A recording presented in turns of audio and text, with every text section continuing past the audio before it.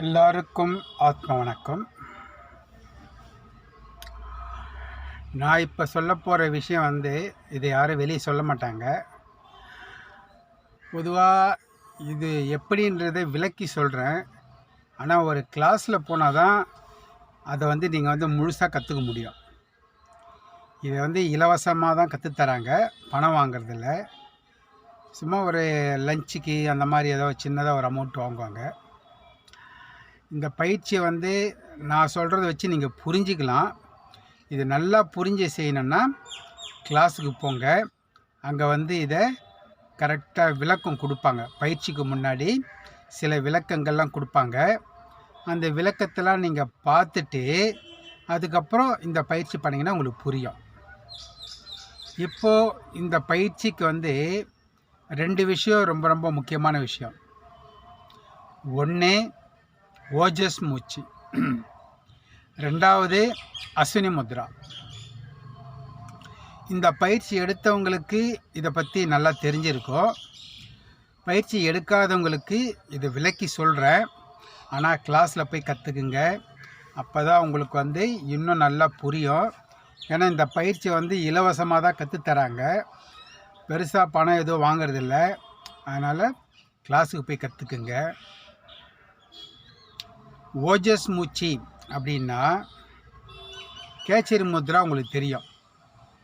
நாக்கை அண்ணாக்கில் வைக்கிறது. கேச்சரி முத்ரான்னா நாக்கை அண்ணாக்கில் வச்சு மூக்கால் காற்றை இழுத்து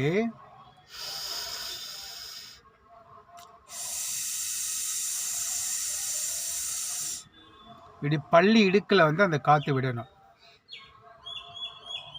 நாக்கை அண்ணாக்கில் வச்சு மூக்கால் இழுத்து பள்ளி இடுக்கில் காற்று வெளியே விடணும். இதுக்கு பேர் தான் ஓஜஸ் மூச்சு. அஸ்வினி முத்ரா. அஸ்வினி முத்ரான்னா நம்ம ஆசன வாயை சுருக்கி இறுக்கி பிடிச்சிக்கணும். 2 ப்ராசஸ் அது. ஆசனவாய்னா உங்களுக்கு தெரியும், நம்ம மலம் போவோம் இல்லையா, அந்த ஓட்டை, அதுதான் ஆசனவாய். அதை நீங்கள் என்ன பண்ணணுன்னா சுருக்கணும். முதல்ல சுருக்கணும், 2வது இறுக்கணும். முதல்ல சுருக்கணும், 2வது இறுக்கணும். இந்த 2 ப்ராசஸ் நீங்கள் பண்ணிவிட்டு அப்படியே ஒரு 10 கவுண்ட்டு அப்படியே பேசாமல் இருக்கணும்.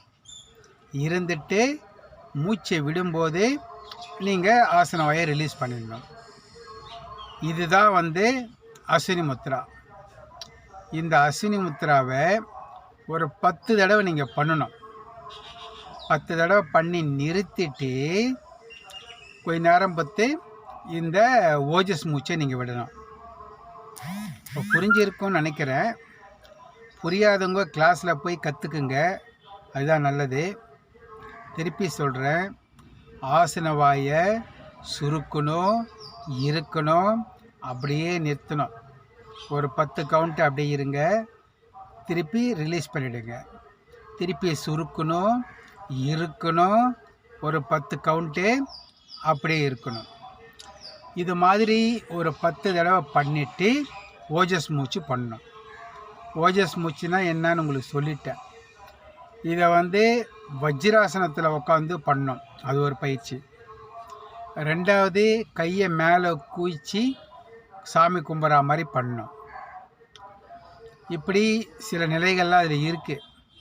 அது நீங்கள் கிளாஸுக்கு போனால் தான் புரியும். திருப்பி சொல்கிறேன், இந்த பயிற்சியை இலவசமாக தான் கற்றுத்தராங்க. நீங்கள் ஃப்ரீயாகவே போய் அங்கே கற்றுக்கலாம். சாப்பாட்டுக்கோ இல்லை சின்னதாக ஏதோ ஒரு அமௌண்ட் வாங்குவாங்க, பெருசாலாம் கேட்க மாட்டாங்க. ஆனால் இது உடம்பை எனர்ஜி ஆக்கிற பயிற்சி. 2வது இந்த முதுகுத்தண்டு கீழே இருக்க சக்தியை முதுகுத்தண்டு வழியாக உச்சந்தலை கொண்டு உச்சந்தலையிலேருந்து உடம்பு ஃபுல்லாக பரப்பி விடுறது. அதாவது முதுகுத்தண்டு கீழே இருக்க அந்த சக்தியை நீங்கள் 10 தடவை அஸ்வினி முத்ரா பண்ணி முடித்த பிறகு அந்த சக்தியை முதுகுத்தண்டு வழியாக கொண்டு உச்சந்தலை கொண்டு ஓஜஸ் மூச்சு விடும்போது இங்கே இருக்க சக்தி அப்படியே உடம்பு ஃபுல்லாக பரவுறதா நீங்கள் வந்து கற்பனை பண்ணணும். அது பண்ண பண்ண உங்களுக்கு நாள் ஆக ஆக உண்மையிலே அப்படி ஆகிற மாதிரி ஒரு ஃபீலிங் வரும். இது வந்து தொடர்ந்து பயிற்சி பண்ணாதான் உங்களால் தெரிஞ்சுக்க முடியும். பயிற்சி பண்ணி பாருங்கள். வஜ்ராசனம் வந்து ஒரு சிலருக்கு வராது. அதனால் ஒரு தலகாணியோ பெட்லேயோ போட்டு இந்த வஜ்ராசன பயிற்சியை டெய்லி கொஞ்ச நேரம் பண்ணி பழக்கப்படுத்திக்கங்க. இதை வந்து மேலே சாமி கும்பிட்ற மாதிரி 2 கையை மேலே கொண்டு போயிட்டு செய்கிற பயிற்சி ஒன்று. 2வது செவுத்தில் ஒரு கையை வச்சுக்கிட்டு குதிகாலை தூக்கிக்கிட்டு செய்கிற பயிற்சி. இடது கையை அதே மாதிரி செவுத்தில் கையை வச்சுக்கிட்டு குதிகாலை தூக்கிக்கிட்டு 10 அஸ்வினி முத்திரை ஒரு ஓஜஸ் செய்யணும். இந்த மாதிரி தண்ணி குடிக்கும்போது சாப்பாடு சாப்பிடும்போது இப்போதெல்லாம் இந்த பயிற்சி வந்து பண்ணிங்கன்னா அதுக்கு பலன் இருக்கும். அதான் சொல்கிறேன், இது இலவசமாக தான் கற்றுத்தராங்க. நேராக போய் கற்றுக்குங்க. எல்லாருக்கும் ஆத்ம வணக்கம். நன்றி.